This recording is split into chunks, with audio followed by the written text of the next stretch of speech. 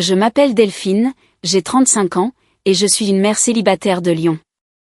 Je n'aurais jamais imaginé que ma propre sœur, Amélie, me trahirait. Amélie et moi étions inséparables en grandissant. Après mon divorce qui m'avait laissé en difficulté, j'avais finalement réussi à bâtir une sécurité financière pour ma fille, Léa, et moi. Puis un jour, j'ai découvert qu'il manquait 56 000 € sur mes comptes. Amélie avait disparu avec son nouveau petit ami, emportant tout ce pour quoi j'avais travaillé. J'étais anéantie jusqu'à ce que Léa, ma fille de 9 ans, me dise quelque chose qui a tout changé. « Maman, ne t'inquiète pas. Je m'en suis occupée. Croyez-moi, vous allez vouloir entendre ce qui s'est passé ensuite. » Amélie est entrée dans ma vie quand j'avais 7 ans. Je me souviens encore du jour où mes parents l'ont ramenée de la maternité, ses petits doigts s'enroulant autour des miens lorsque je l'ai tenue pour la première fois. Malgré nos 7 ans d'écart, nous avons développé un lien incassable. Je lui ai appris à faire du vélo, l'ai aidé avec ses devoirs et chasser les monstres sous son lit. Elle me suivait partout, portant mes vêtements de seconde main avec fierté et essayant d'imiter tout ce que je faisais. Nous partagions des secrets, des rêves et ce langage spécial que seuls les frères et sœurs comprennent. Notre enfance n'était pas parfaite, mais nous avions l'une l'autre. Lorsque nos parents ont commencé à se disputer, Amélie rampait dans mon lit et je lui racontais des histoires jusqu'à ce qu'elle s'endorme. Les disputes ont empiré en grandissant. J'avais 18 ans et Amélie seulement 11 lorsque nos parents ont finalement rompu. Le divorce fut laid, nos parents nous utilisant comme des pions dans leurs jeux amers. Maman a déménagé de l'autre côté du pays pour un nouveau départ tandis que papa se noyait dans le travail et une nouvelle petite amie qui avait la moitié de son âge. Je ne pouvais pas partir à l'université comme prévu. Quelqu'un devait être là pour Amélie, et ce quelqu'un, c'était moi. J'ai reporté mes études et trouvé un emploi dans un magasin de détail local. Chaque matin, je réveillais Amélie pour l'école, lui préparais son petit déjeuner et vérifiais ses devoirs. Chaque soir, je préparais le dîner, l'aidais avec ses devoirs et m'assurais qu'elle avait tout ce dont elle avait besoin. Je suis devenue plus qu'une sœur. J'étais à la fois une mère de substitution, une conseillère et une meilleure amie. Tu ne devrais pas avoir à faire ça, disait papa lors de ses rares apparitions à la maison, la culpabilité traversant son visage avant qu'il ne disparaisse à nouveau. C'est ma sœur, était toujours ma réponse. C'était aussi simple que ça pour moi. Quand Amélie a commencé le lycée, je cumulais 2 emplois. Mes amis obtenaient leur diplôme universitaire pendant que je servais du café le jour et faisais la serveuse le soir. Mais voir Amélie s'épanouir en valait la peine. Elle était intelligente, populaire et déterminée. Quand elle a été acceptée à l'université avec une bourse partielle, je me suis sentie plus fière que si cela avait été ma propre réussite. Je te rembourserai tout un jour, promit Amélie la veille de son départ pour l'université. Réussi, c'est tout le remboursement dont j'ai besoin, lui ai-je dit, bien que notre compte bancaire fût presque vide après l'achat de ses fournitures de dortoir. À 25 ans, j'ai rencontré Thomas. Il était charmant, ambitieux et semblait m'adorer.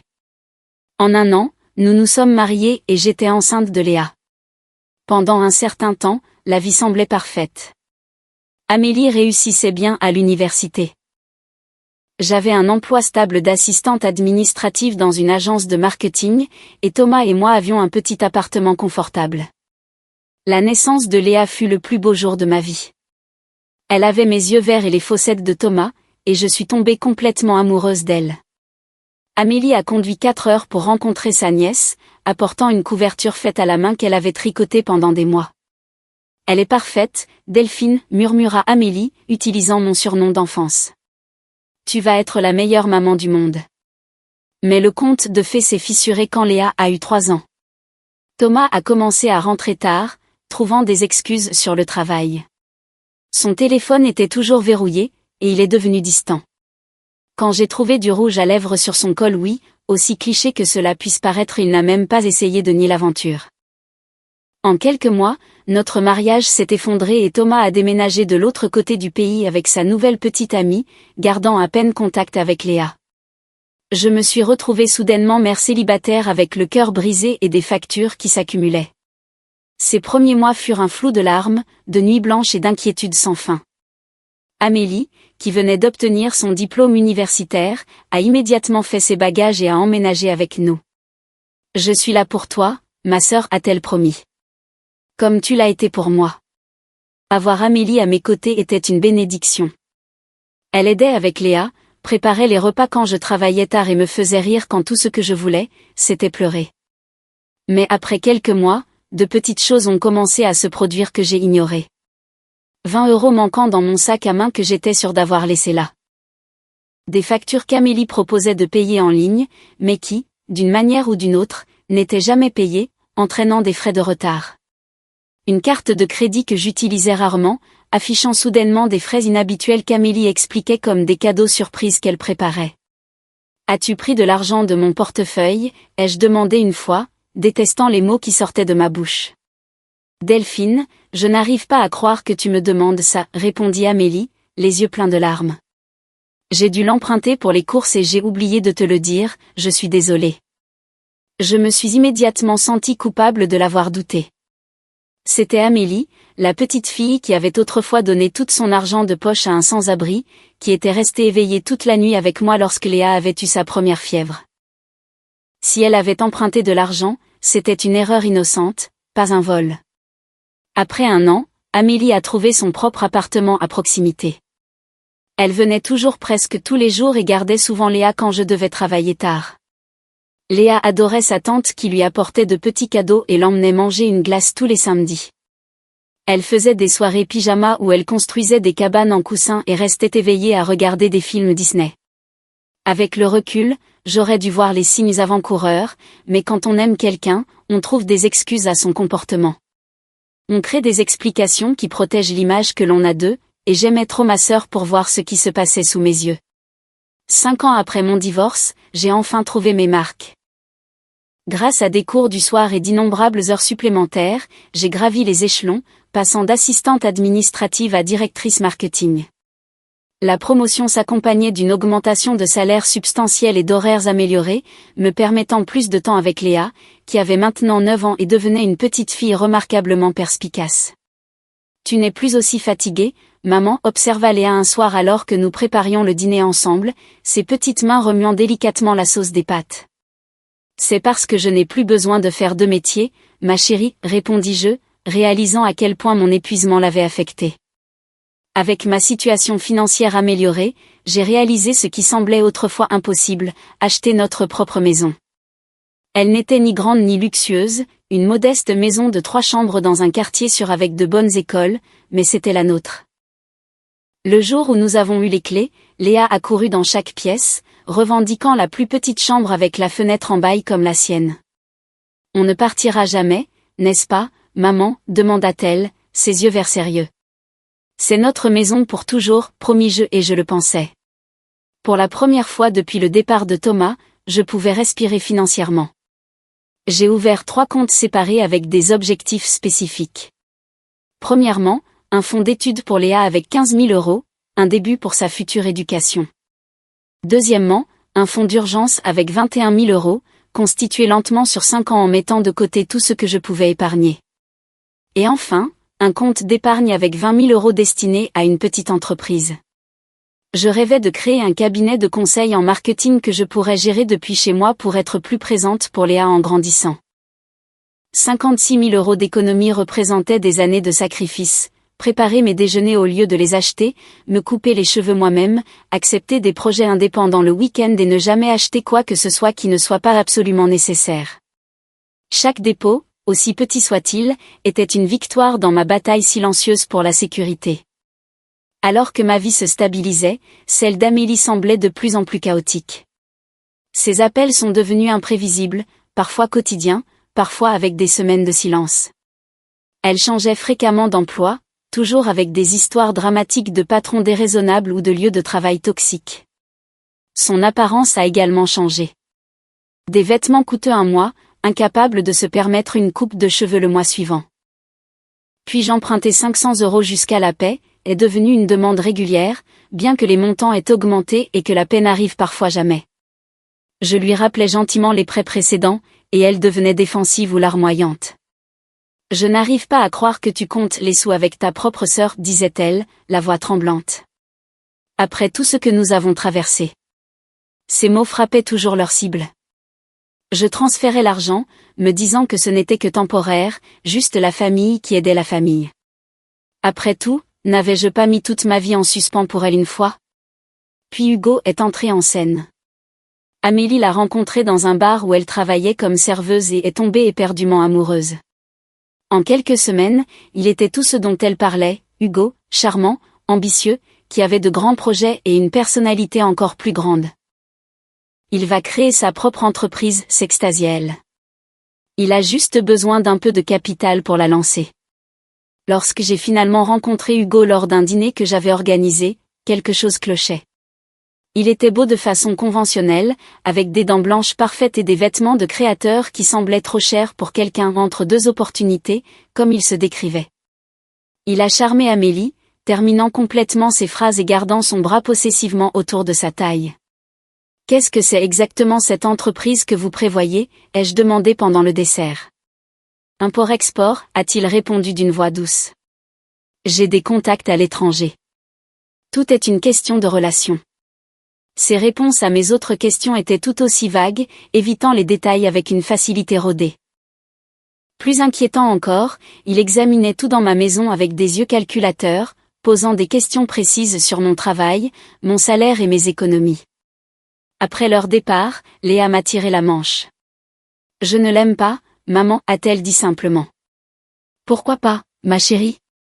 Il regarde nos affaires bizarrement.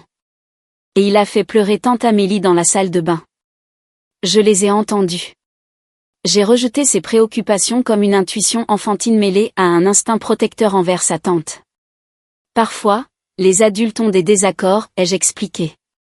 Ça ne veut pas dire qu'il est une mauvaise personne. Rétrospectivement, j'aurais dû écouter ma fille de 9 ans au lieu de douter de sa perception. Les demandes d'Amélie ont augmenté après qu'Hugo soit devenu une présence constante dans sa vie. Elle avait besoin d'argent pour des réparations de voitures, des factures médicales sans assurance, et des cautions pour des appartements qu'elle devait mystérieusement quitter rapidement. Chaque fois, sa gratitude était excessive mais de courte durée, remplacée par de nouvelles urgences et de nouveaux besoins. Il y a 2 mois, j'ai reçu un appel frénétique alors que je me préparais pour une importante conférence d'affaires de 3 jours à Bordeaux. Amélie sanglotait, à peine cohérente. « Hugo et moi avons été expulsés » cria-t-elle. « Le propriétaire ne nous a pas prévenus. Nous n'avons nulle part où aller. J'ai immédiatement offert ma chambre d'amis jusqu'à ce qu'il trouve un nouvel endroit. Vous pouvez rester aussi longtemps que vous en avez besoin, lui ai-je assuré. Madame Dupont, la voisine, aidera avec Léa pendant que je suis à la conférence. La veille de mon voyage, Amélie m'a demandé mon mot de passe bancaire. Juste au cas où il y aurait une urgence pendant ton absence, a-t-elle expliqué. Et si quelque chose arrivait à Léa et que nous avions besoin d'argent pour l'hôpital? J'ai hésité. Les limites financières avaient toujours été un sujet sensible entre nous, Amélie étant prompte à me reprocher de ne pas lui faire confiance chaque fois que j'établissais des limites. J'ai préparé une enveloppe avec de l'argent d'urgence dans mon tiroir, ai-je rétorqué, et j'aurai mon téléphone tout le temps. Son visage s'est affaissé. Tu ne me fais toujours pas confiance après tout ça. J'ai 30 ans, Delphine, pas une enfant. Pour éviter une dispute avant mon voyage, et pour prouver que je lui faisais confiance, j'ai écrit à contre-cœur mon mot de passe bancaire et l'ai laissé sur le comptoir de la cuisine, uniquement pour une vraie urgence, ai-je souligné, ignorant l'inquiétude qui s'installait dans mon estomac. Alors que je me rendais à l'aéroport le lendemain matin, Amélie et Hugo me saluaient depuis le porche, Léa entre eux, déjà en uniforme scolaire. Si j'avais su ce qui allait se passer dans les 72 heures suivantes, j'aurais fait demi-tour et serais rentrée. Mais je ne savais pas. J'ai simplement salué en retour, lancé un dernier « Je vous aime tous » et suis partie, laissant tout ce que je chérissais entre les mains de la sœur à qui je faisais entièrement confiance. La conférence marketing s'est exceptionnellement bien déroulée. J'ai fait une présentation qui a impressionné plusieurs clients potentiels, et mon patron a laissé entendre une autre promotion possible. Pendant les pauses, j'appelais à la maison pour prendre des nouvelles de Léa, qui semblait heureuse et excitée d'avoir sa tante chez elle. Hugo m'apprend des tours de cartes, m'a-t-elle dit lors de notre dernier appel. Et tante Amélie a dit qu'on pouvait manger de la pizza ce soir. Ça a l'air amusant, ma chérie.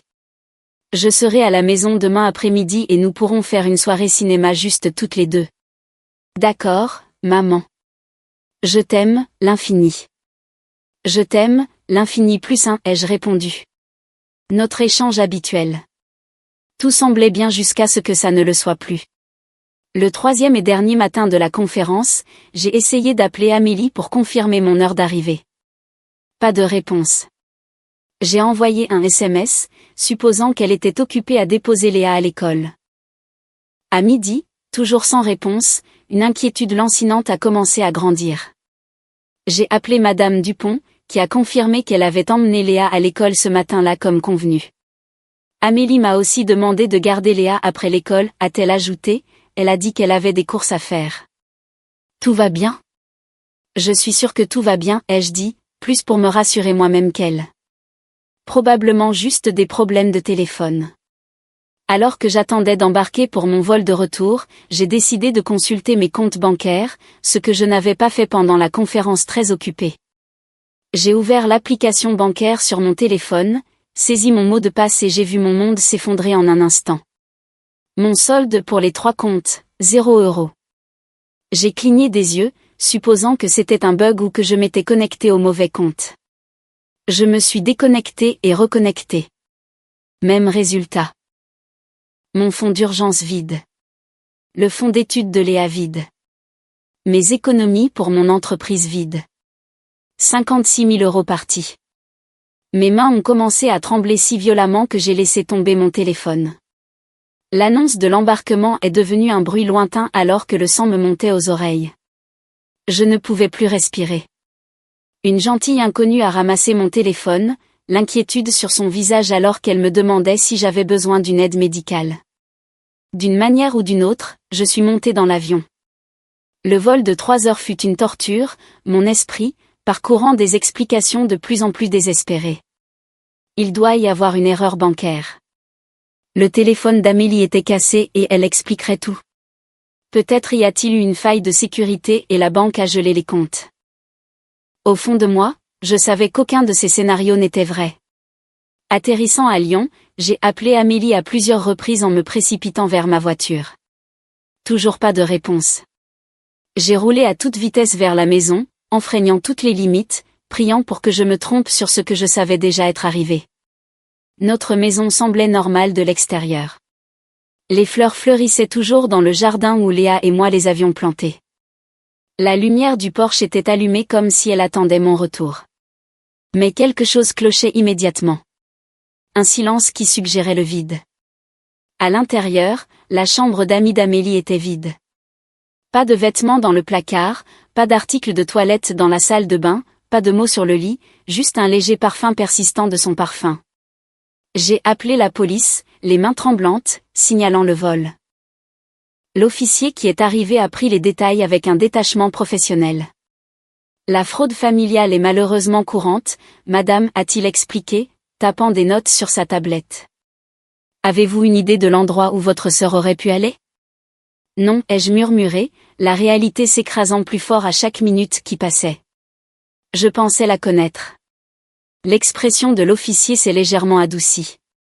Nous allons déposer le rapport, mais je dois être honnête. Le recouvrement dans ces cas est difficile, surtout avec les membres de la famille qui connaissent vos informations personnelles. Après son départ, je suis restée immobile à ma table de cuisine, fixant le mur. Le choc était physique. Mon corps était froid. Mes poumons incapables de se remplir complètement. Mon estomac tordu de nœuds. J'avais fait confiance à Amélie pour tout. Ma maison, ma fille, ma sécurité financière. En retour, elle avait tout pris. J'ai appelé mes voisins, espérant que quelqu'un avait vu quelque chose. Monsieur Dubois, d'en face, avait remarqué Amélie et Hugo chargeant des valises dans leur voiture la veille au soir. Je pensais qu'ils partaient juste en voyage, a-t-il dit, s'excusant. Il semblait pressé, mais pas suspect. Je ne pouvais pas manger, pas dormir, pas digérer l'ampleur de ce qui s'était passé.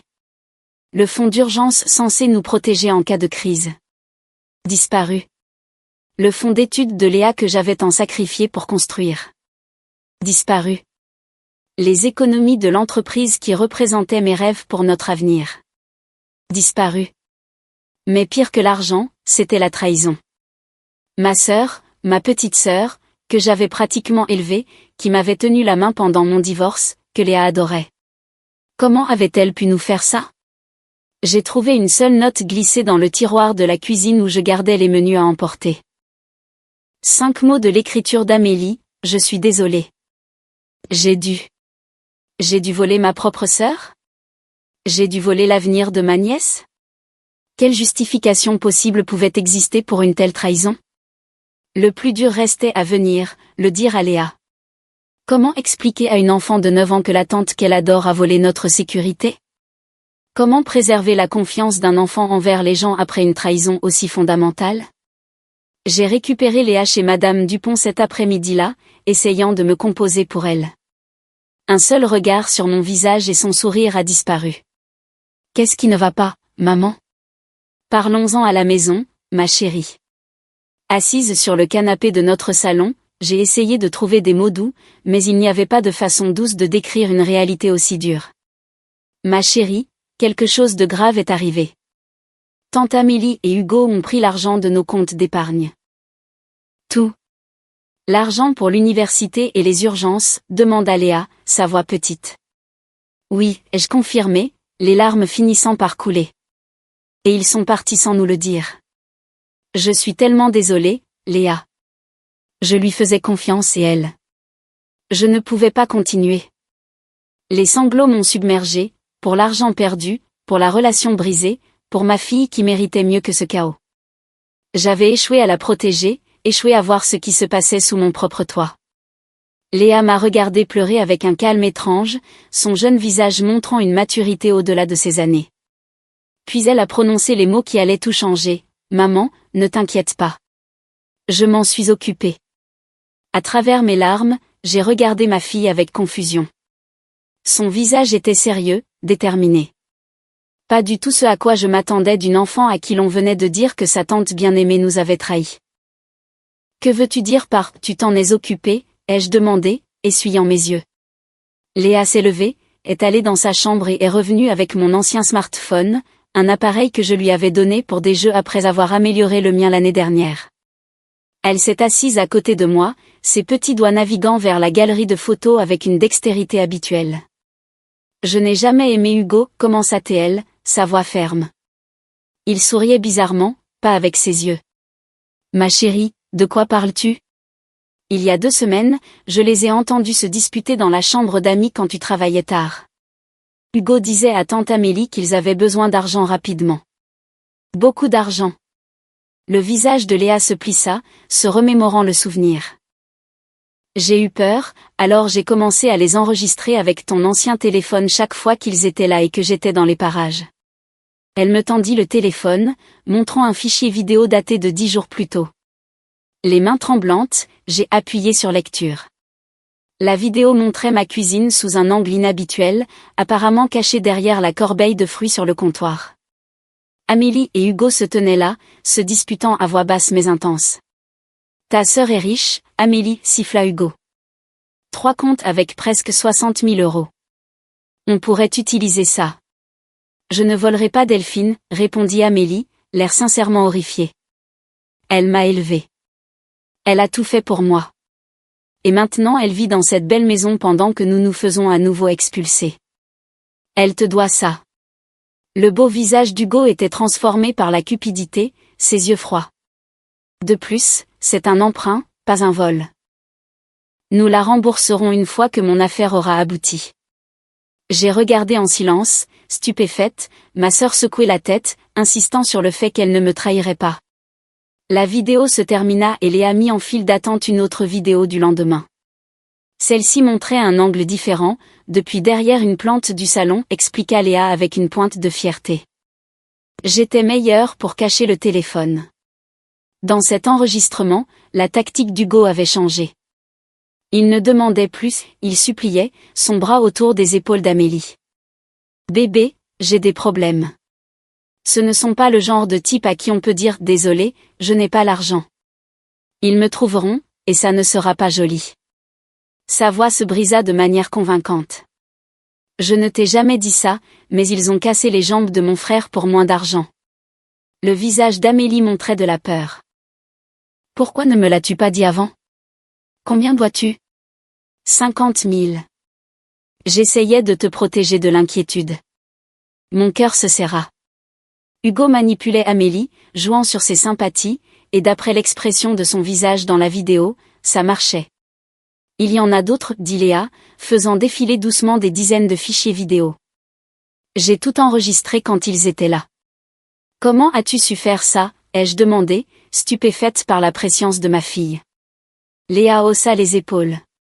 Grâce aux séries policières qu'on regarde, les méchants parlent toujours de leur plan si on écoute assez longtemps. La vidéo suivante montrait Hugo au téléphone dans notre jardin, parlant d'un ton complètement différent de celui qu'il utilisait avec Amélie. Oui, j'ai trouvé une proie parfaite, disait-il en souriant. La sœur a au moins 50 000 € d'économie. Et le meilleur, c'est qu'elle fait entièrement confiance à la petite amie. On va tout vider et on sera au Maroc avant qu'ils ne sachent ce qui les a frappés. Mon estomac se tordit. Hugo ne profitait pas seulement d'Amélie de manière opportuniste. Il nous avait ciblés dès le début.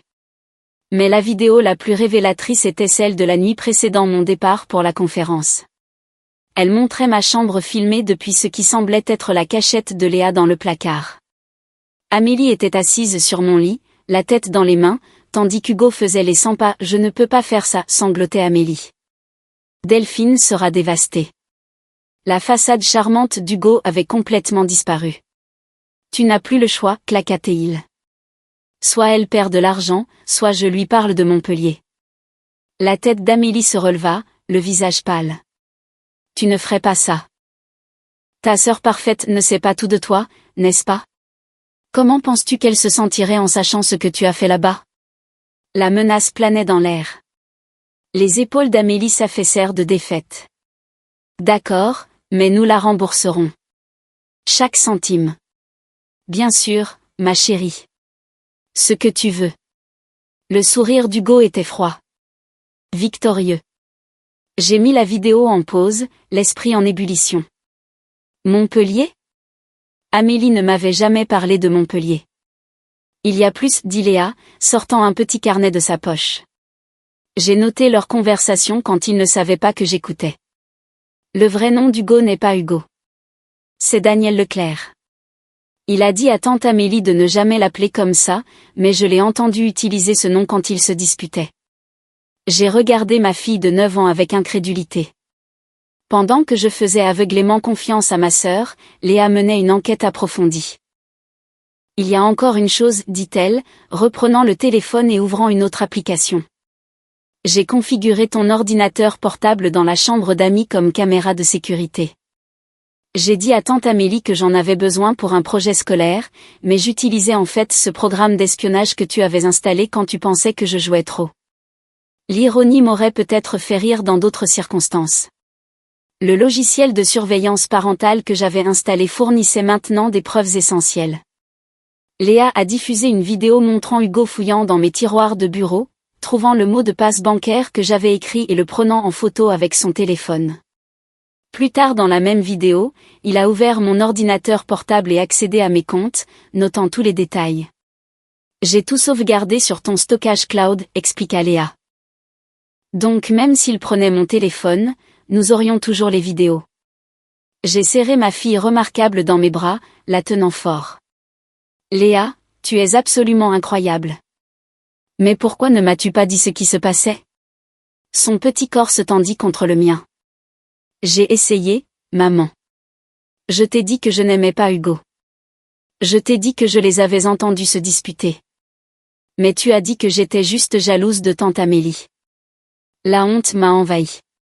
Elle avait raison. J'avais rejeté ses préoccupations, trop aveuglée par mon amour pour Amélie pour voir ce qui se passait. Je suis tellement désolée de ne pas t'avoir écouté, ai-je murmuré dans ses cheveux. C'était mal de ma part. Léa recula, son expression sérieuse au-delà de son âge. C'est bon, maman. Les adultes font aussi des erreurs. C'est pourquoi j'ai eu les preuves. Pour que tu me croies. À ce moment-là, les rôles semblaient étrangement inversés. Mon enfant me réconfortant, montrant de la sagesse pendant que je pataugeais dans la trahison et l'incrédulité. « Qu'est-ce qu'on fait maintenant ?» demanda Léa, pratique comme toujours. J'ai pris une profonde inspiration, me calmant. Ma fille de 9 ans nous avait donné une chance de récupérer ce qui avait été volé. Maintenant, c'était à mon tour d'être le parent qu'elle méritait. Maintenant, dis-je avec une détermination nouvelle, nous allons apporter toutes ces preuves à la police, et nous allons retrouver tante Amélie et Hugo avant qu'ils ne dépensent tout notre argent. Le lendemain matin, j'ai appelé le commissariat et demandé à parler à un détective au sujet des preuves que nous avions recueillies. Au lieu de la réponse dismissive que j'avais reçue la veille, cette fois, on nous a dit de venir immédiatement. Léa a insisté pour apporter tout son kit d'enquête, le téléphone, le carnet et un dossier où elle avait imprimé des captures d'écran des vidéos clés. La détective Sandra Petit était une femme aux yeux vifs d'une quarantaine d'années, qui me rappelait les professeurs intraitables que j'avais le plus respectés à l'école. Elle nous a accueillis dans son bureau, offrant à Léa un sourire sincère. « Je crois comprendre que vous avez collecté des preuves, a-t-elle dit, s'adressant à ma fille avec un sérieux approprié. Léa a hoché la tête solennellement et a ouvert son dossier. « J'ai des preuves vidéo, audio et des documents écrits, a-t-elle répondu, sonnant comme un agent du FBI miniature. Dans d'autres circonstances, j'aurais pu rire de sa formalité. Pendant l'heure suivante, nous avons montré à la détective Petit tout ce que Léa avait rassemblé. Elle a regardé les vidéos avec un intérêt croissant, faisant des pauses occasionnelles pour prendre des notes ou poser des questions de clarification. Lorsque nous sommes arrivés à la vidéo où Hugo mentionnait son vrai nom, elle s'est redressée sur sa chaise. « Daniel Leclerc », a-t-elle répété, tapant quelque chose sur son ordinateur. « Laissez-moi vérifier quelque chose. » Un instant plus tard, elle a tourné son moniteur vers nous.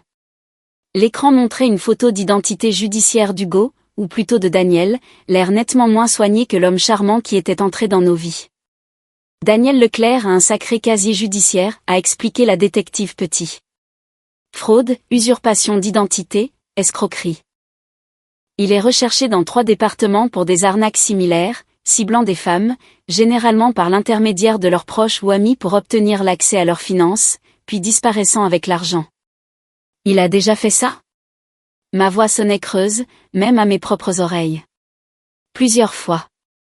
Sa spécialité est de trouver des femmes vulnérables, de gagner leur confiance, puis de les utiliser pour accéder aux ressources de leur famille. Son expression s'est légèrement adoucie. Votre sœur n'est pas la première à tomber sous sa manipulation, Madame Dubois. Pouvez-vous les retrouver ? Demanda Léa, se penchant en avant avec anxiété. Avec ces preuves, absolument. Nous pouvons émettre des alertes, geler des comptes et coordonner avec d'autres juridictions. La détective Petit a regardé directement Léa. Vous avez fait un travail exceptionnel ici, jeune fille. La plupart des adultes n'auraient pas été aussi minutieux ou rapides d'esprit. Léa rayonna de fierté, se redressant sur sa chaise. Nous aurons besoin de déclarations formelles de vous deux, a poursuivi la détective. Et je voudrais des copies de toutes ces preuves, mais je suis confiante que nous pouvons monter un dossier solide. En quittant le commissariat, j'ai ressenti les premiers frissons d'espoir. L'argent pourrait encore être parti, mais au moins Amélie et Hugo Daniel ne s'en tireraient pas impunément. 3 jours plus tard, la détective Petit a appelé avec des nouvelles. Ils avaient tracé l'activité de ma carte de crédit jusqu'à un hôtel à Nice. La police locale se préparait à procéder à une arrestation, mais ils avaient besoin que je confirme certains détails d'abord. Nous pensons qu'ils ont déjà dépensé une grande partie de l'argent, m'a-t-elle averti, mais nous pourrions être en mesure de récupérer ce qui reste. Ce soir-là, alors que Léa et moi dînions, mon téléphone a sonné avec un numéro inconnu. Quand j'ai répondu, la voix d'Amélie a éclaté dans le haut-parleur si fort que j'ai dû éloigner le téléphone de mon oreille. « Comment as-tu pu, Delphine ? Comment as-tu pu envoyer la police après ta propre sœur ?» Elle criait, ses mots légèrement pâteux. « Ils ont arrêté Hugo au casino. Ils sont devant notre chambre d'hôtel en ce moment. » J'ai mis le téléphone sur haut-parleur pour ne pas avoir à le tenir, mes mains tremblant soudainement. « Tu m'as volé 56 000 euros, Amélie. Et à ta nièce. À quoi t'attendais-tu ? Il avait besoin de l'argent. Ils allaient lui faire du mal. Tu n'as aucune idée de ce que tu as fait, de ce que j'ai fait. L'absurdité de son accusation a brisé quelque chose en moi. Tu as vidé mes comptes d'épargne. Tu as pris le fonds d'études de Léa. Hugo a dit que nous le rembourserions. C'était juste temporaire. J'ai ri amèrement. C'est ce qu'il t'a dit pendant qu'il préparait votre fuite au Maroc? Pendant qu'il t'appelait sa proie parfaite? Il y eut un moment de silence. De quoi parles-tu? Ton petit ami est un escroc, Amélie. Son nom n'est même pas Hugo. C'est Daniel Leclerc. Il est recherché dans 3 départements pour avoir escroqué des femmes exactement comme toi. Tu mens, siffla TL. Mais l'incertitude avait envahi sa voix. La police m'a montré son casier. C'est ce qu'il fait, Amélie. Il trouve des femmes, les utilise pour accéder à l'argent de leur famille, puis disparaît. Tu n'es pas spécial pour lui. Tu n'es qu'un outil. Tais-toi, cria-t-elle. Tu es jalouse parce que quelqu'un m'aime enfin plus qu'il ne t'aime. Tu as toujours tout eu. La belle maison, la fille parfaite, la carrière réussie. Qu'est-ce que j'ai? Rien. Ces mots m'ont frappé comme des coups physiques. Était-ce vraiment ainsi qu'elle voyait notre relation, comme une compétition? J'ai mis toute ma vie en suspens pour toi, ai-je dit doucement. J'ai abandonné mes études pour t'élever. Je t'ai tiré d'affaire financièrement plus de fois que je ne peux compter. Je t'ai accueilli chez moi, je t'ai fait confiance avec ma fille, et maintenant tu as ruiné ma vie. Sa voix se brisa. Hugo ira en prison à cause de toi. Hugo a ruiné ta vie, l'ai-je corrigé. Et tu l'as aidé à ruiner la mienne. Combien de notre argent reste-t-il, Amélie? Une pause. Je ne sais pas, Hugo s'occupait de l'argent. Combien as-tu dépensé? Une autre pause, plus longue cette fois. Environ 30 000 €. Hugo était sur une série de victoires au casino. Il a dit que nous doublerions la mise. Puis la triplerions. 30 000 € partis en 3 jours. Plus de la moitié de tout ce que j'avais économisé. La police frappe, dit Amélie soudainement, sa voix plus petite. Qu'est-ce que je fais, Delphine? Le surnom d'enfance m'a presque brisé. Pendant une seconde, j'ai revu la petite fille qui me suivait partout, qui me faisait confiance pour éloigner les monstres. Dis-leur la vérité, ai-je conseillé, ma voix ferme malgré les larmes qui coulaient sur mon visage. Toute la vérité. Ils m'arrêteront aussi. Probablement. Je ne peux pas aller en prison. S'il te plaît, Delphine. Dis-leur que je ne savais pas, dis-leur qu'Hugo m'a forcé. L'a-t-il fait? Un long silence. Pas exactement, mais il a dit des choses sur Montpellier. Il a menacé de te le dire. Qu'est-il arrivé à Montpellier, Amélie? Je ne peux pas. Sa voix se brisa. La police entre. Je dois y aller. Amélie, attends. Mais la ligne est morte. Je suis restée assise, fixant le téléphone, la question sans réponse planant dans l'air. Qu'était-il arrivé à Montpellier? Quel pouvoir cela donnait-il à Hugo sur ma sœur? Léa, qui avait écouté silencieusement toute la conversation, posa sa petite main sur la mienne. Tante Amélie a l'air effrayée, observa-t-elle. Elle a peur, ai-je acquiescé. Elle a fait de terribles choix, et maintenant elle doit faire face aux conséquences. Ira-t-elle en prison comme Hugo? J'ai hésité, incertaine de savoir comment expliquer les complexités du système juridique à une enfant de 9 ans. Je ne sais pas, ma chérie. Cela dépend de beaucoup de choses, y compris si elle dit la vérité sur ce qui s'est passé. Léa a hoché la tête solennellement. Elle devrait dire la vérité. C'est ce que tu dis toujours être le plus important. De la bouche des enfants, comme on dit. La simplicité de la boussole morale de ma fille a rendu toute la situation plus claire d'une certaine manière. La vérité était en effet ce qui comptait le plus maintenant. Pas seulement pour les conséquences juridiques, mais pour tout espoir de guérir la confiance brisée entre ma sœur et moi. Plus tard dans la nuit, la détective Petit a rappelé. Hugo avait été arrêté pour de multiples mandats d'arrêt en suspens. Amélie était détenue comme complice, mais coopérait avec les autorités. Ils avaient récupéré environ 26 000 € du coffre-fort de l'hôtel, moins de la moitié de ce qui avait été pris, mais plus que ce que j'avais osé espérer. Nous aurons besoin que vous veniez à Nice pour une identification et une déclaration formelle, a-t-elle expliqué. Le procureur là-bas voudra vous parler de porter plainte contre votre sœur. Porteur plainte contre Amélie. Les mots semblaient surréalistes. C'était ma petite sœur, la fille dont j'avais pansé les genoux écorchés, dont j'avais apaisé les cauchemars, dont j'avais assisté à la remise de diplôme avec des larmes de fierté. Comment en étions-nous arrivés là? Alors que je restais éveillée cette nuit-là, je pensais aux accusations d'Amélie. Avais-je vraiment tout eu pendant qu'elle n'avait rien? De mon point de vue, j'avais sacrifié sans fin pour elle, fait passer ses besoins avant les miens à maintes reprises. Mais peut-être que de son point de vue, j'étais la sœur qui réussissait, qui avait tout compris, qui lui disait toujours quoi faire, toujours la responsable à laquelle elle ne pourrait jamais se mesurer. La vérité se trouvait probablement quelque part entre les deux. Mais comprendre sa perspective n'excusait pas ce qu'elle avait fait. 56 000 € représentaient des années d'économie minutieuse, d'innombrables petits sacrifices faits pour l'avenir de Léa. Prendre cela n'était pas seulement voler de l'argent. C'était voler la sécurité, l'opportunité, les rêves. Le matin, je devrais réserver des vols pour Nice, faire en sorte que Léa reste avec Madame Dupont et me préparer à faire face à ma sœur de l'autre côté d'une table de salle d'interrogatoire. Mais pour l'instant, je laissais simplement les larmes couler, pleurant la relation que je pensais que nous avions et faisant face à la douloureuse réalité de ce qui existait réellement entre nous. Le siège de la police métropolitaine de Nice ne ressemblait en rien au commissariat confortable dépeint dans les émissions de télévision familiale. Il était imposant et stérile, avec un éclairage fluorescent agressif qui accentuait les cernes sous mes yeux. J'avais à peine dormi pendant le vol de nuit, mon esprit parcourant les souvenirs d'Amélie enfant, adolescente, et finalement la femme qui m'avait trahi si complètement. La procureure chargée de l'affaire, Maria Leclerc, m'a rencontré dans une salle de conférence. Elle était rapide et efficace, exposant les preuves contre Hugo, Daniel Leclerc et Amélie. Monsieur Leclerc fait face à de multiples accusations de crimes dans plusieurs juridictions, a-t-elle expliqué. Étant donné ses condamnations antérieures, il risque une peine de prison importante. La situation de votre sœur est plus compliquée. Compliquée?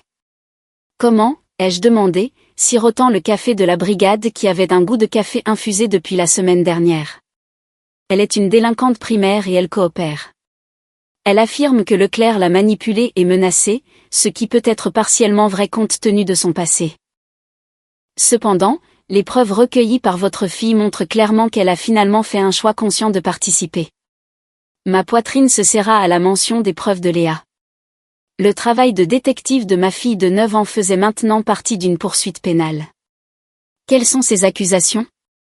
Vol qualifié, fraude, usurpation d'identité, bien que cette dernière puisse ne pas tenir étant donné qu'elle était autorisée à être chez vous. Elle risque jusqu'à 5 ans, potentiellement plus avec des facteurs aggravants. 5 ans. Ma sœur en prison jusqu'à ses 35 ans. La pensée me rendit physiquement malade. Y a-t-il une alternative, ai-je demandé avec hésitation. Madame Leclerc me regarda pensivement. Vous envisagez de ne pas porter plainte? Je ne sais pas, ai-je admis. C'est ma sœur. Nous avons grandi ensemble. Je l'ai pratiquement élevée après le divorce de nos parents. La fraude familiale est la plus difficile, a dit Madame Leclerc, son attitude professionnelle s'adoucissant légèrement, mais c'est aussi la plus destructrice.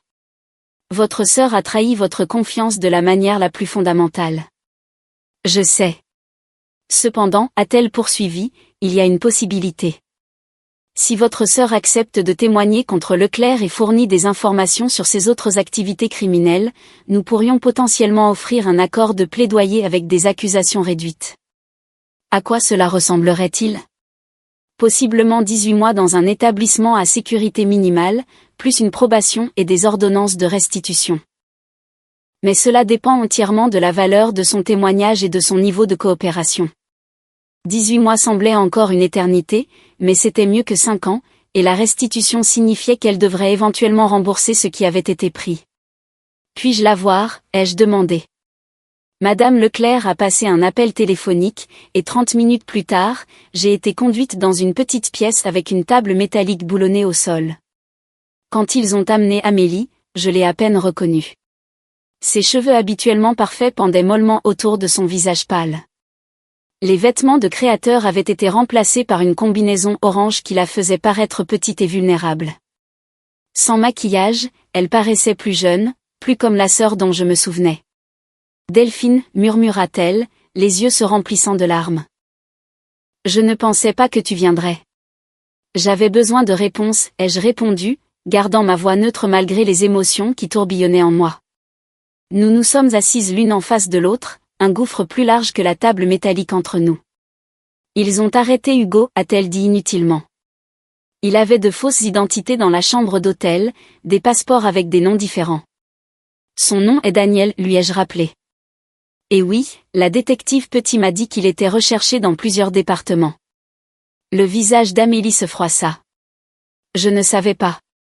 Je jure que je ne savais pas qui il était vraiment. Peut-être pas au début, ai-je concédé. Mais tu savais ce que tu faisais quand tu as pris mon argent. Le fonds d'études de Léa. Amélie, son avenir. Elle tressaillit à la mention de Léa. Comment va-t-elle? Confuse, blessée. Elle t'aimait, tu sais. Elle t'idolâtrait. Amélie se couvrit le visage de ses mains. J'ai tout gâché. Oui, ai-je acquiescé, sans adoucir le coup. Tu as. Ce que je dois savoir, c'est pourquoi. Qu'est-il arrivé à Montpellier qu'Hugo a pu utiliser contre toi? Elle retira ses mains, les yeux écarquillés. Comment sais-tu pour Montpellier? Je t'ai entendu le mentionner au téléphone et les vidéos de Léa ont capté Hugo menaçant de m'en parler. Que as-tu fait de si terrible? Amélie jeta un coup d'œil au garde posté près de la porte, puis se pencha en avant, baissant la voix. Il y a 2 ans, j'étais à Montpellier avec des amis. Nous étions dans une boîte et j'ai rencontré un type. Il était plus âgé, réussi. Nous avons sympathisé, sommes retournés à son hôtel. Elle marqua une pause, déglutissant difficilement. Le lendemain matin, j'ai remarqué son alliance sur le comptoir de la salle de bain. Il l'avait enlevée à la boîte. Quand je l'ai confronté, il m'a offert de l'argent pour que je garde le silence. 10 000 euros. J'étais fauchée, sur le point d'être expulsée. Sa voix s'éteignit. Tu l'as pris, ai-je terminé pour elle. Elle hocha la tête misérablement. Ça a empiré. Il a commencé à appeler, voulant me voir chaque fois qu'il était en ville, offrant plus d'argent à chaque fois. Cela a duré des mois avant que je ne bloque finalement son numéro et que je ne déménage. Tu le faisais chanter, ai-je déclaré platement. Je ne voyais pas ça comme ça à l'époque. Je me disais qu'il payait juste pour de la compagnie. Elle rit amèrement. Je n'étais pas mieux qu'une. Ne dis pas ça, l'ai-je interrompu.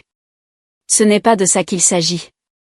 Hugo l'a découvert d'une manière ou d'une autre, il avait cette façon de me faire dire des choses, puis de les utiliser contre moi plus tard. Il a dit que si je ne l'aidais pas à obtenir ton argent, il te dirait tout. Que tu serais dégoûté de moi. Que je te perdrais toi et Léa pour toujours. Alors à la place, tu as choisi de nous voler. Je l'ai cru quand il a dit que nous le rembourserions. Ses yeux imploraient de la compréhension. Il m'a montré des rendements d'investissement, des plans d'affaires. Tout semblait légitime. Au moment où j'ai réalisé ce qui se passait vraiment, nous étions déjà à Nice et il était en train de dilapider des milliers au casino. J'ai étudié le visage de ma sœur, cherchant la vérité. Mentait-elle maintenant pour se sauver ou avait-elle été réellement manipulée par un escroc expérimenté?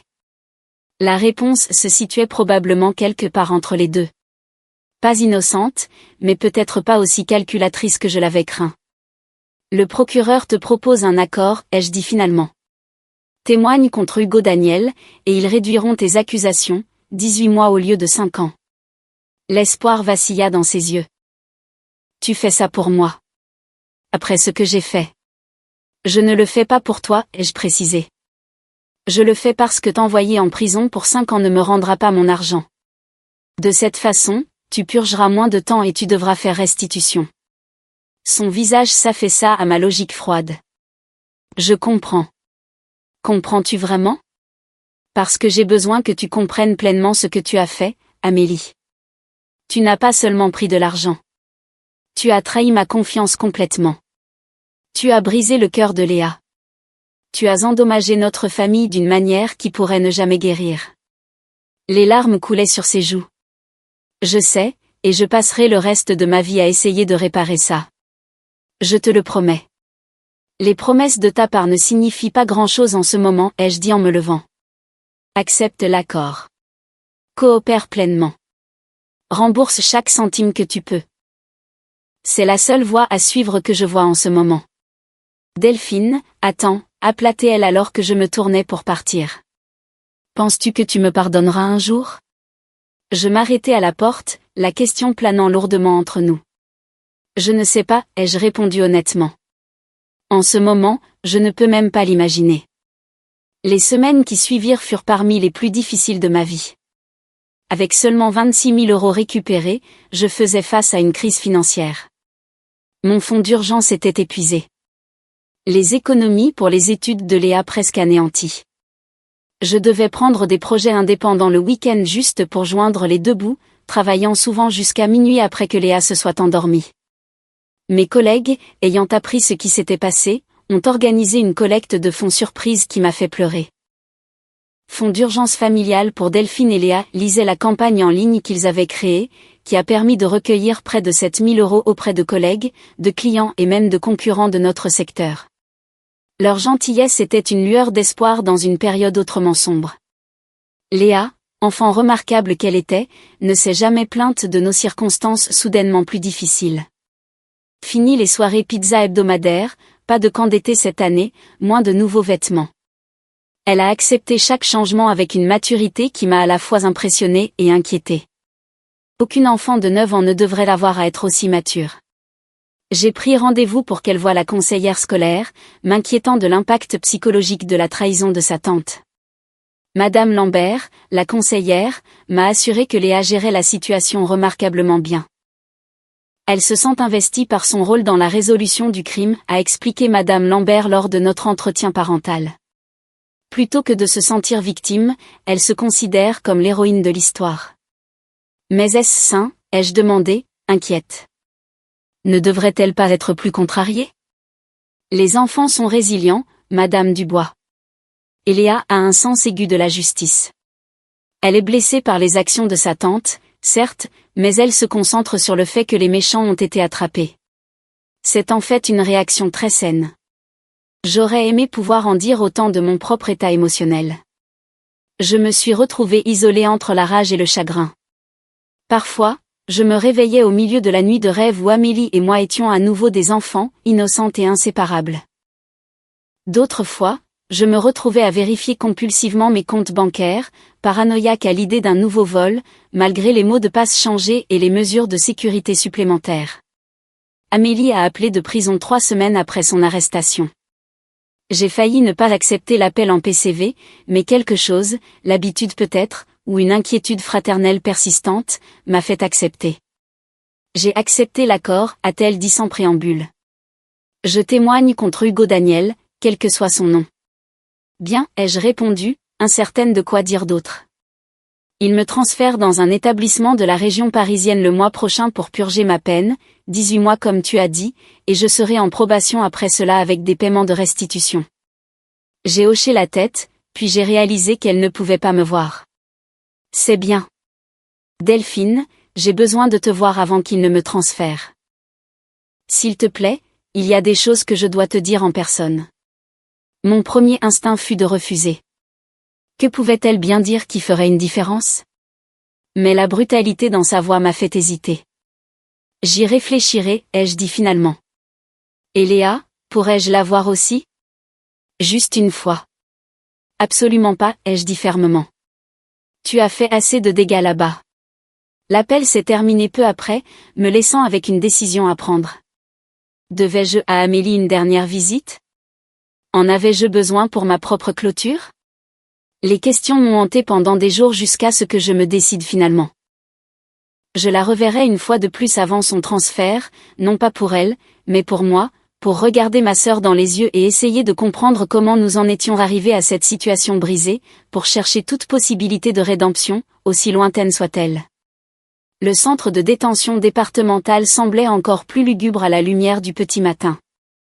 J'avais choisi une visite en semaine, laissant Léa avec Madame Dupont après l'école, plutôt que de la soumettre à cet endroit.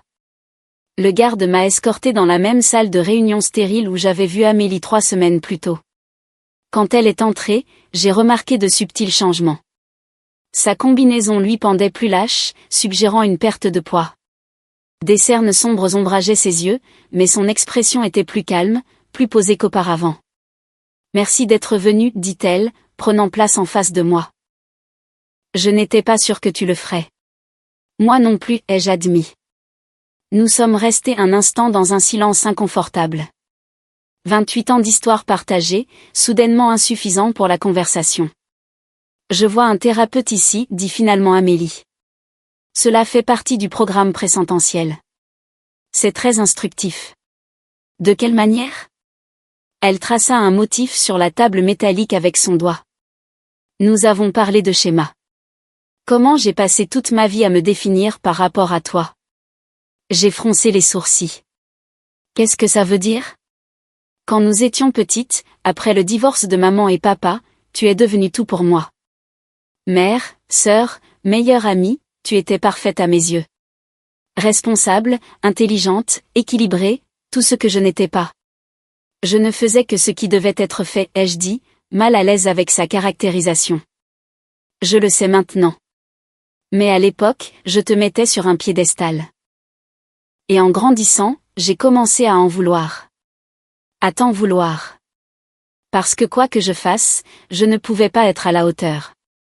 Les mots piquaient, mais contenaient une part de vérité que je ne pouvais nier.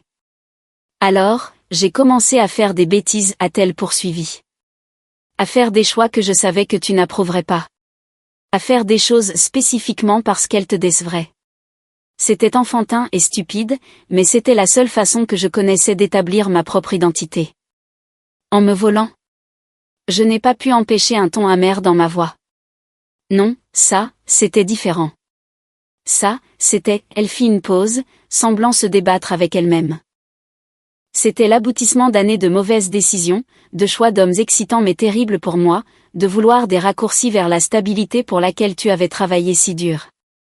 J'ai étudié le visage de ma sœur, apercevant des éclairs de la petite fille qui m'avait suivi partout, mêlée à la femme troublée qu'elle était devenue. Quand j'ai rencontré Hugo Daniel, je pensais qu'il était différent, charmant, ambitieux, intéressé par moi pour moi-même plutôt que pour ce que je pouvais faire pour lui. J'étais si désespérée d'être aimée que j'ai ignoré tous les signaux d'alarme. Il y en avait beaucoup, ai-je noté sèchement. Tellement, a-t-elle acquiescé avec un sourire triste. Mais le plus gros était la façon dont il a creusé un fossé entre toi et moi. Comment il m'a isolée de la seule personne qui avait toujours été là pour moi. Tactique d'abuseur classique, ai-je dit, me rappelant des articles que j'avais lus sur la manipulation relationnelle. Mon thérapeute a dit la même chose. Amélie se pencha en avant, ses yeux rencontrant les miens directement. Delphine, ce que j'ai fait est inexcusable. Je ne demande pas pardon. Je n'ai pas mérité ça. Mais j'ai besoin que tu saches que je suis sincèrement et profondément désolée. Non seulement pour l'argent, mais pour avoir trahi ta confiance, pour avoir blessé Léa, pour avoir jeté par-dessus bord tout ce que tu as fait pour moi. La sincérité dans sa voix m'a prise au dépourvu. Je m'attendais à des excuses, à des dérobades, peut-être même à des reproches. Au lieu de cela, j'entendais ce qui ressemblait à un véritable remords. L'argent. J'ai commencé.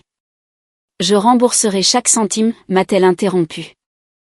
J'ai déjà pris des dispositions avec le procureur pour que mes salaires de prison et mes futurs revenus soient saisis jusqu'à ce que tout soit entièrement remboursé. Cela prendra des années, mais je le ferai. Ce n'est pas seulement une question d'argent, Amélie. Je sais, elle inspira difficilement. C'est le fait que j'ai détruit notre relation, que j'ai blessé les deux personnes que j'aime le plus au monde, que j'ai choisi un escroc plutôt que ma propre sœur et ma nièce. Les larmes remplirent ses yeux mais ne tombèrent pas, je ne m'attends pas à ce que tu me crois maintenant. Les mots sont bon marché, surtout de la part de quelqu'un qui a autant menti que moi. Mais je vais te le prouver jour après jour, année après année, aussi longtemps qu'il le faudra. Même si tu ne me parles plus jamais après aujourd'hui, je vais arranger ça d'une manière ou d'une autre. Je me suis assise en arrière, absorbant ces mots. Il y avait une conviction en eux que je n'avais jamais entendue d'Amélie auparavant. Pas les promesses désespérées de quelqu'un essayant d'échapper aux conséquences, mais la détermination mesurée de quelqu'un qui y fait face de front. Hugo passe en jugement le mois prochain, ai-je dit, changeant légèrement de sujet. Témoigneras-tu? Oui, surtout. Montpellier, les arnaques, comment il a ciblé d'autres femmes, tout ce dont ils ont besoin. Elle fit une pause. Il m'a écrit des lettres de prison, menaçantes au début, puis apologétiques, puis promettant que nous pourrions toujours être ensemble quand tout cela sera fini, et je ne réponds pas. Mon thérapeute dit que cela fait partie du cycle, me maintenant émotionnellement engagé, maintenant le contrôle même depuis la prison. J'en ai assez d'être contrôlé. Pour la première fois depuis la découverte du vol, j'ai ressenti une lueur d'espoir pour ma sœur. Pas de pardon. C'était encore une perspective trop lointaine, mais l'espoir que peut-être elle affrontait enfin les schémas qui l'avaient menée ici. Comment va Léa? Demanda Amélie timidement. Elle est résiliente, elle réussit bien à l'école. La conseillère dit qu'elle gère tout d'une manière saine. J'ai hésité puis ajouté. Elle te demande parfois des nouvelles. Les yeux d'Amélie s'écarquillèrent. Vraiment? Elle veut savoir si tu vas bien, si tu regrettes ce que tu as fait. Et que lui dis-tu? La vérité, que tu as fait de très mauvais choix qui ont blessé beaucoup de monde et que maintenant tu dois faire face aux conséquences, mais que oui, je pense que tu es désolé. Une larme s'échappa finalement, traçant un sillon sur la joue d'Amélie. Merci pour ça. De ne pas me dépeindre comme un monstre pour elle. Ta nièce t'aime, malgré tout. Les enfants ont une incroyable capacité d'amour, même quand les adultes ne le méritent pas. La reverrai-je un jour? La question était à peine audible. Je ne sais pas, Amélie. Cela dépend de beaucoup de choses. De toi, d'elle, de comment se dérouleront les prochaines années. Je ne la forcerai pas, quel que soit le cas. Elle hocha la tête, acceptant cet avenir incertain comme la meilleure réponse que je pouvais donner. Quand le garde a indiqué que notre temps était presque écoulé, Amélie a tendu la main sur la table, s'arrêtant juste avant de toucher la mienne. Il y a encore une chose que je dois dire, commença-t-elle. Quelque chose sur quoi mon thérapeute et moi avons travaillé. Je dois prendre l'entière responsabilité, sans excuse. Elle redressa ses épaules. Je t'ai volé. J'ai trahi ta confiance. J'ai blessé ta fille. Ce sont mes choix, quelle que soit l'influence d'Hugo. Je suis seule responsable de ce que j'ai fait. Et j'accepterai toutes les conséquences qui en découleront. Juridiques et personnelles. Les mots semblaient répétés, mais sincères. Un exercice thérapeutique transformé en une véritable responsabilité. Merci d'avoir dit ça, dis-je doucement. C'est important. Alors que je me levais pour partir, Amélie resta assise, les mains jointes devant elle. M'écriras-tu? Demanda-t-elle. Juste de temps en temps. Pour me dire comment vont Léa et toi. Je m'arrêtai à la porte. J'y réfléchirai. Ce n'était pas une promesse, mais ce n'était pas un refus non plus. Pour l'instant, c'était tout ce que je pouvais offrir. Fidèle à sa parole, Amélie a témoigné contre Hugo le mois suivant. Son procès a révélé un ensemble de crimes s'étendant sur près d'une décennie, identités multiples, innombrables victimes, des centaines de milliers d'euros volés à des femmes vulnérables et à leurs familles.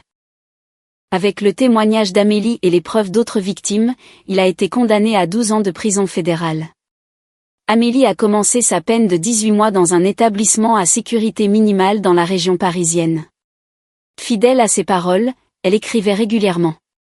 Des lettres auxquelles je n'ai pas répondu au début, puis que j'ai commencé à lire, finalement, des mois plus tard, j'ai commencé à y répondre par de brèves nouvelles de nos vies. Le processus de guérison a été lent et douloureux. Certains jours, la colère revenait en force, surtout lorsque le stress financier était le plus difficile. D'autres jours, je me surprenais à regretter la sœur que je pensais avoir, la personne que je croyais qu'Amélie était avant la trahison. La thérapie nous a aidés, Léa et moi. Le temps aussi. Les arêtes vives de la trahison se sont progressivement émoussées, non pas en pardon exactement, mais en une sorte d'acceptation. Ce qui était arrivé ne pouvait être défait. La question était de savoir comment avancer. 1 an après l'arrestation d'Amélie, nos vies avaient trouvé une nouvelle normalité. J'avais reçu une promotion importante au travail, en partie grâce à un client majeur que j'avais acquis grâce à l'un de mes projets indépendants du week-end. Léa s'épanouissait à l'école, sa brève carrière de détective ayant suscité un intérêt pour l'informatique et la technologie. Elle a rejoint un club de codage et passait des heures à créer des jeux et des programmes simples. Les paiements de restitution provenant du travail d'Amélie en prison étaient petits mais constants. Combiné à ce qui avait été récupéré initialement et à mon salaire augmenté, nous reconstruisions lentement notre sécurité financière. Il faudrait des années avant que nous ne nous remettions complètement, mais la crise aiguë était passée. Un samedi après-midi ensoleillé, j'ai reçu une lettre différente des autres qu'Amélie avait envoyées. Celle-ci contenait une petite carte faite à la main, soigneusement fabriquée à partir de matériaux disponibles en prison. Des dessins au crayon de couleur et des fleurs en origami pour Léa. L'enveloppe précisait « Si vous pensez que c'est approprié ». À l'intérieur, Amélie avait écrit un message simple « Chère Léa, je suis désolée pour la douleur que je t'ai causée, à toi et à ta maman. Tu as été courageuse et intelligente et tu as fait ce qu'il fallait. Je travaille dur pour redevenir quelqu'un qui mérite de te connaître à nouveau un jour. Avec amour, ta tante Amélie. » Je l'ai montré à Léa ce soir-là, observant attentivement son visage pendant qu'elle la lisait. « Qu'est-ce que tu en penses ?» ai-je demandé quand elle eut fini. « Je pense que tante Amélie est vraiment désolée, dit-elle pensivement. Puis-je lui écrire en retour ? La question m'a prise au dépourvu. « Tu veux bien ?» Léa hocha la tête. « Pas beaucoup. Juste pour lui dire que j'ai reçu sa carte. »« C'est bon. » J'ai réfléchi à la demande. La conseillère avait recommandé de suivre l'initiative de Léa concernant le contact avec Amélie, soulignant que forcer la communication ou la séparation pouvait être nuisible. Oui, ai-je décidé. Tu peux écrire une courte lettre si tu veux. Je la lirai avant de l'envoyer. D'accord. Elle me serra fort dans ses bras. Maman, tu es toujours en colère contre tante Amélie? J'ai caressé ses cheveux, réfléchissant attentivement à ma réponse. Je suis toujours blessée par ce qu'elle a fait, mais je ne suis plus aussi en colère qu'avant. Elle essaie de réparer les choses et c'est important. Viendra-t-elle vivre avec nous à nouveau quand elle sortira de prison? Non, ma chérie. Cela n'arrivera pas. Mais peut-être un jour, nous la verrons occasionnellement dans un lieu public, sous surveillance au début. Si elle continue de montrer qu'elle a changé. Léa sembla satisfaite de cette réponse, acceptant la réalité complexe avec l'adaptabilité que les enfants montrent souvent. Dans les mois qui suivirent, une communication timide s'est développée. Des cartes et des lettres échangées lors des anniversaires et des fêtes. De brèves nouvelles partagées à travers des notes soigneusement composées. Ce n'était pas du pardon exactement, mais c'était quelque chose. Un petit pont en reconstruction à travers un abîme de trahison. Amélie a été libérée après avoir purgé ses 18 mois complets. Comme l'exigeait sa probation, elle a emménagé dans un centre de réinsertion, a trouvé un emploi dans un restaurant local et a poursuivi sa thérapie. Ses paiements de restitution ont augmenté avec ses revenus de serveuse et ses pourboires. 6 mois après sa libération, nous nous sommes rencontrés dans un parc près de chez moi, un territoire neutre, public et sûr. La femme qui s'approcha de notre banc semblait à la fois familière et étrange. Ma sœur, mais humble, ses vêtements de créateur remplacés par un simple jean et un pull, son maquillage autrefois parfait, minimal et discret. Notre conversation fut maladroite, hésitante, empreinte du poids de tout ce qui s'était passé. Léa, plus résiliente que nous deux, a brisé la tension en montrant à Amélie son dernier projet de codage sur une tablette. Le jeu simple qu'elle avait créé, où un personnage détective collectait des indices pour résoudre des mystères, a provoqué des rires surpris de notre part à toutes. Cette rencontre n'a pas restauré notre relation comme par magie. Rien ne pouvait effacer la trahison ou reconstruire instantanément une confiance brisée si complètement. Mais ce fut un début, un pas timide vers quelque chose de nouveau.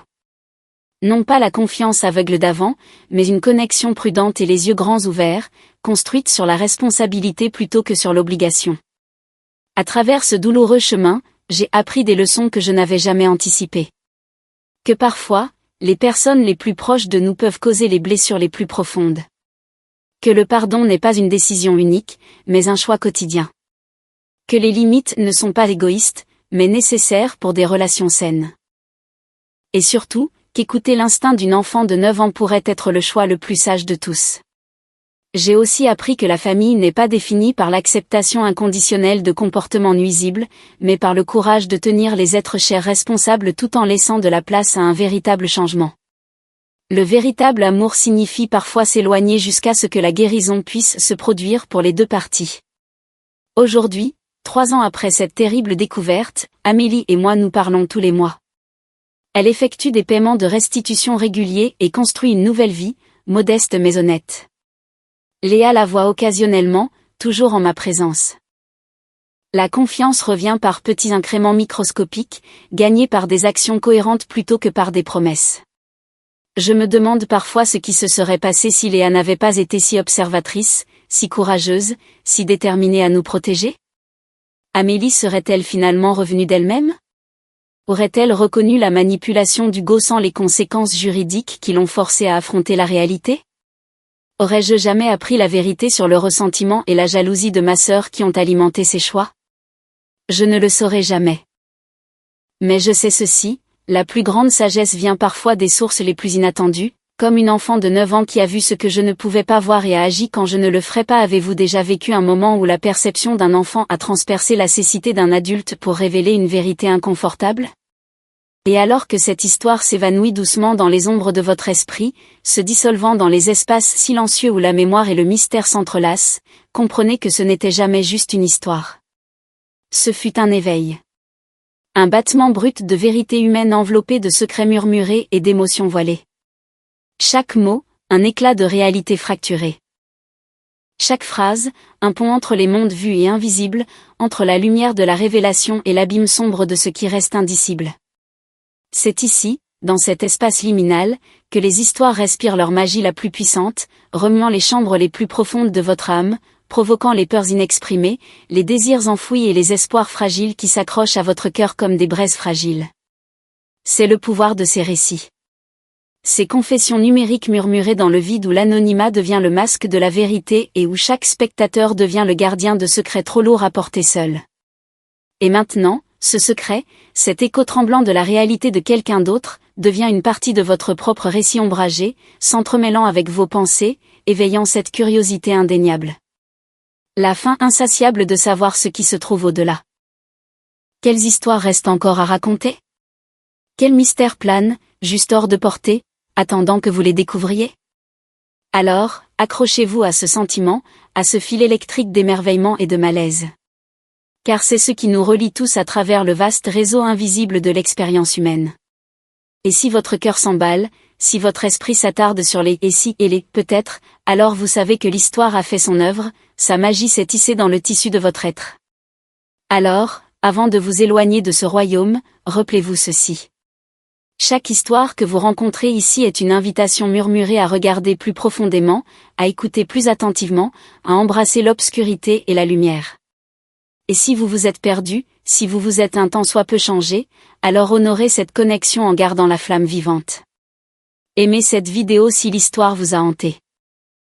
Abonnez-vous pour rejoindre la communauté des chercheurs qui chassent les vérités invisibles et sonnez la cloche pour être le premier à accueillir la prochaine confession, la prochaine ombre, la prochaine révélation qui attend de surgir des profondeurs. Parce qu'ici, nous ne racontons pas seulement des histoires. Nous les invoquons. Nous devenons les vaisseaux de l'oublié, du caché et de l'indicible. Et vous, chers auditeurs, êtes devenus une partie de ce rituel sacré. Alors, jusqu'à ce que le prochain récit vous trouve dans les heures calmes, gardez vos sens aiguisés, votre cœur ouvert, et ne cessez jamais de chasser les murmures dans le silence. Point. Merci d'avoir regardé. Prenez soin de vous. Bonne chance. Après avoir écouté l'histoire d'aujourd'hui, peut-être a-t-elle soulevé de nouvelles questions dans votre esprit ou peut-être a-t-elle ramené de vieux souvenirs. Chaque jour sur Reddit, de nouvelles expériences et de nouveaux moments créent de nouvelles histoires et nous connectent tous. Chacun a son propre parcours de vie unique et nous essayons tous de comprendre le monde à notre manière.